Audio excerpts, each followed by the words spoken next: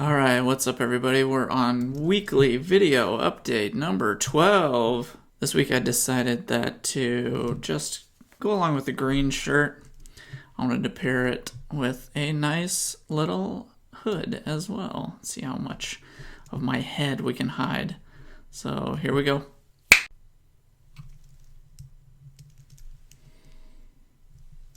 Yep. Alright, that was a little bit too weird even for me. Let's just press on. Alright, so Alexander updated their blog post on their Eleventy image workflow and how they used intersection observer to load images. Worth a reread there. Sam wrote this amazing blog post about how they converted the Netlify blog from a Hugo Markdown-based workflow to use Sanity to the new Eleventy tech stack that uses the Vue plugin. So a really great read. Check it out. Tiger's Way updated their Fruits Express starter. Check out that. David Darns just published a new version of their Eleventy plugin for Ghost. So if you use Ghost, check that out. Another one from Alexander, how to add build information to your Eleventy site. So using global data and importing data from a bunch of different local sources, one of them being the latest git commit hash, which I thought was kind of cool.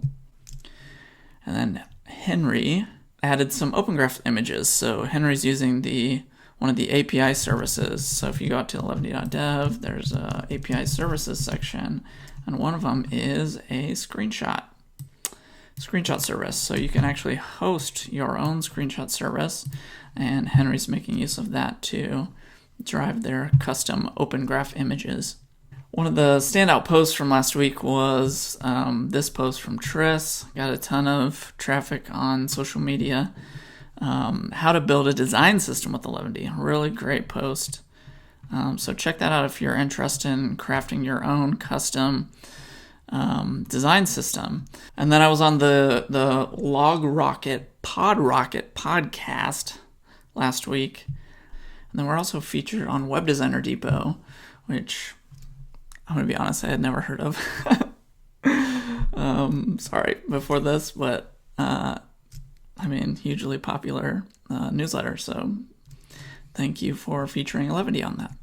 All right, so just the new Built with Eleventy sites that came in on Twitter this last couple weeks. Find Fettle, Syntackle, IDC, Norderbrink.com, AnthonyAlicia.com, Anais Lemercier.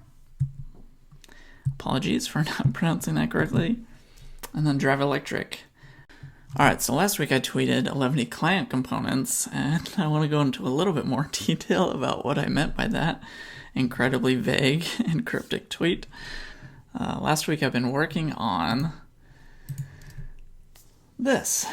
I'm calling it Island. It is a framework-independent, partial hydration, islands architecture implementation using web components. So, what does that mean? That's a lot.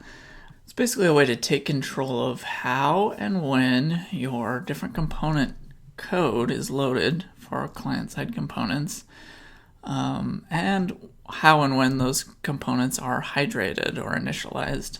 So this is very early stages, but I do have a working implementation of it, and I'll show you how it works. So as I go through this demo, there's a couple of different demo conventions that are in place right now that will likely improve as the documentation around this improves. But just for the conventions of this demo, the purple background here means a component has been hydrated or initialized. So a green component here, or a component with a green background, is to denote an island. So you put things into an island when you want tighter control over how the component code is loaded and how the components are inside of that are initialized. So on this demo, I have an eagerly initialized component, which I'm just calling vanilla web component. I put in an island, initializes the same way. And let's look at the source code for these. It's just a vanilla web component, and it just has some fallback content inside. It doesn't really do anything other than it registers the component as a web component. And here's another one nested inside of an island.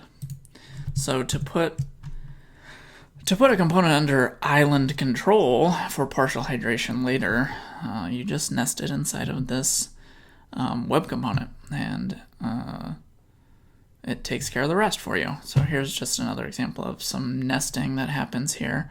A bunch of different nested components inside of one island. And here's an example of Petite view, a Petite view component. So this is hydrating a view, Petite view component on the client. So when I scroll down, you can see that some of these components get initialized when they're visible.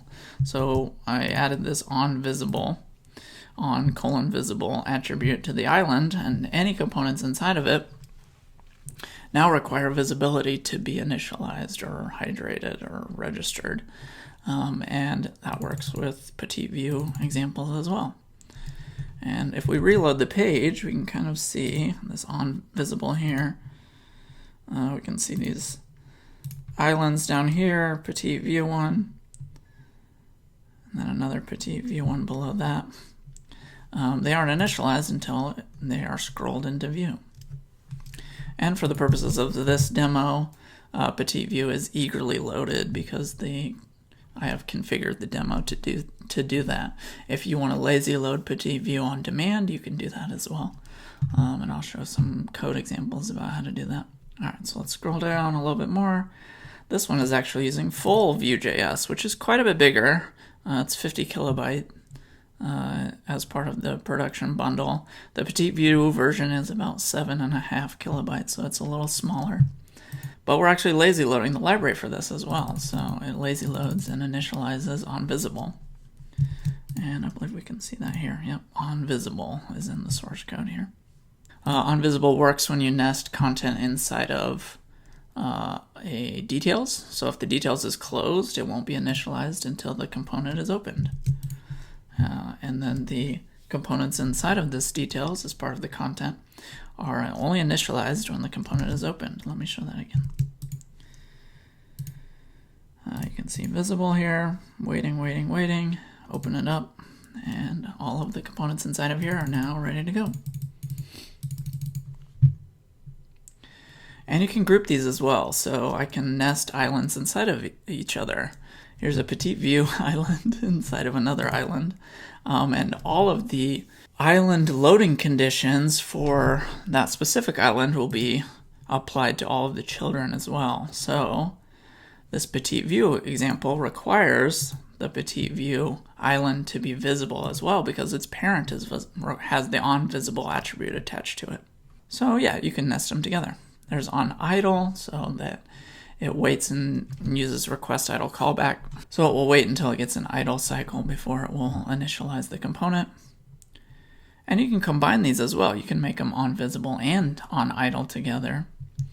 There's also onInteraction, which by default just uses touch start and click events. Requires you to click on the component and then it will hydrate those components, those child components, to be ready for use. But you can change the events as well if you pass it into the attribute.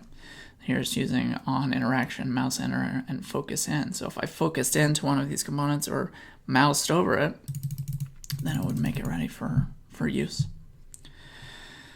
Now here's an example of a third-party web component, although it's technically mine, but I wanted to have an example of a component where it makes it obvious that you don't have to or need to change any of the component code for it to be lazy initialized.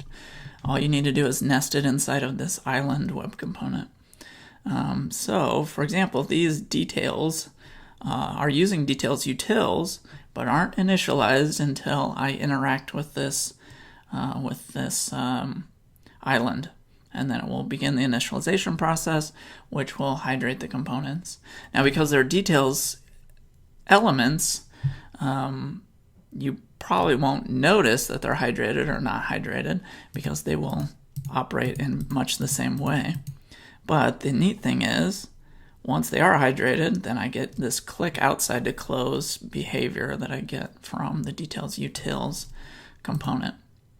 And you can see I clicked there and it closed the component. So yeah, it works with third-party components as well.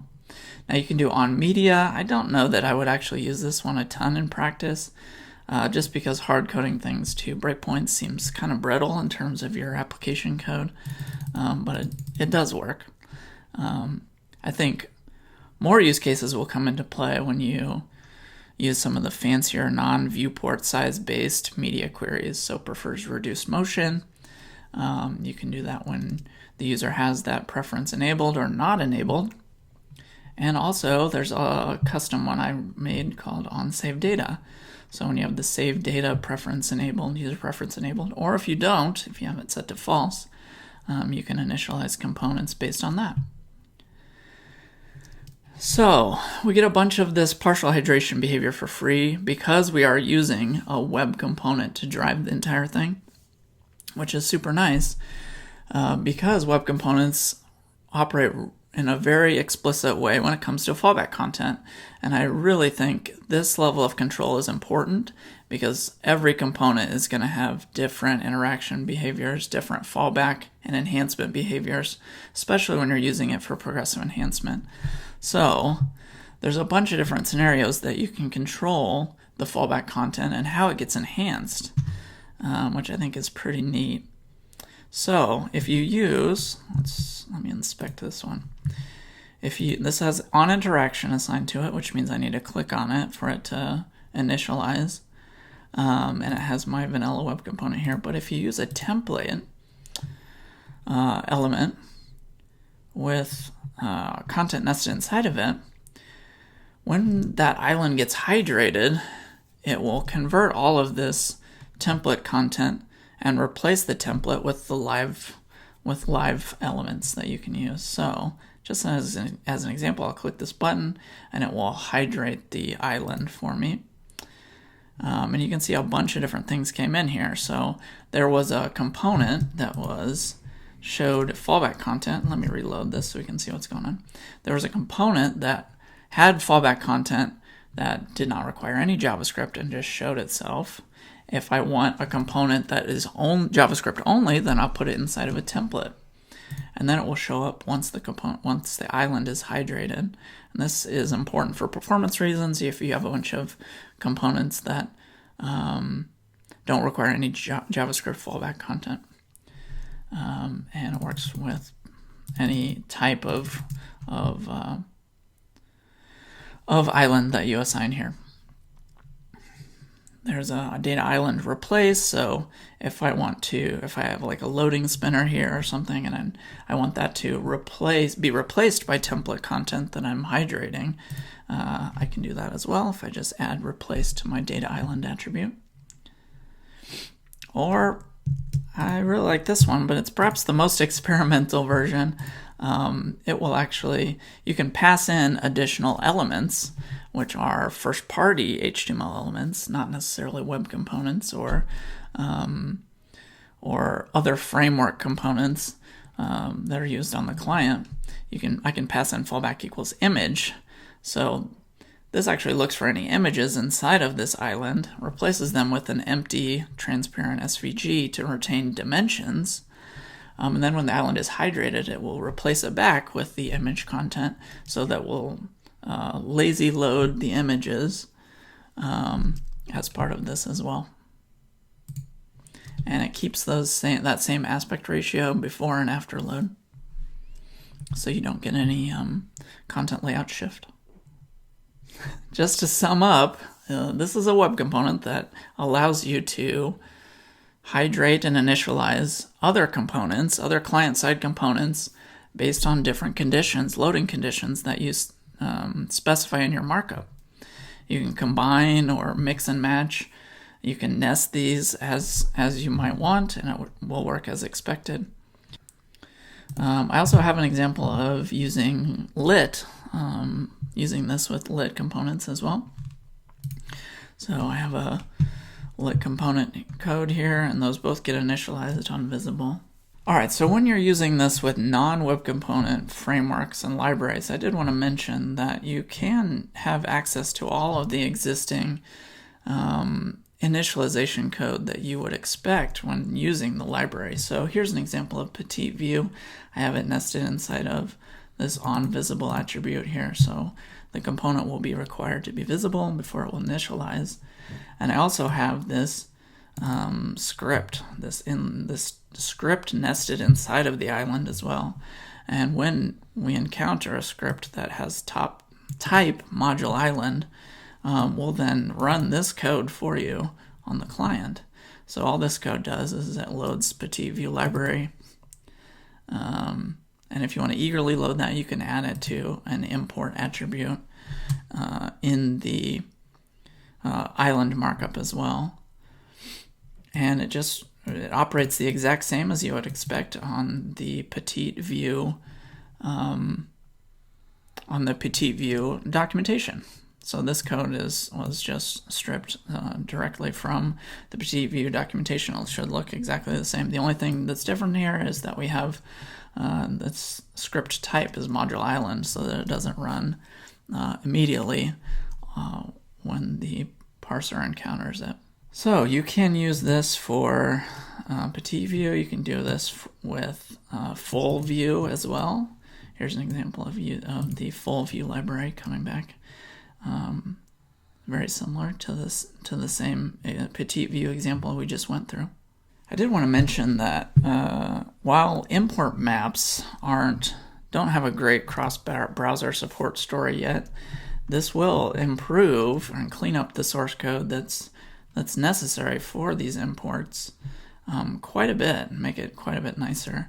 So if you test this demo, this import maps demo in Chrome, you can kind of see that the island, you only need to say I want to import directly from Petite view, and that will use the import maps spec to look up the Petite view runtime library.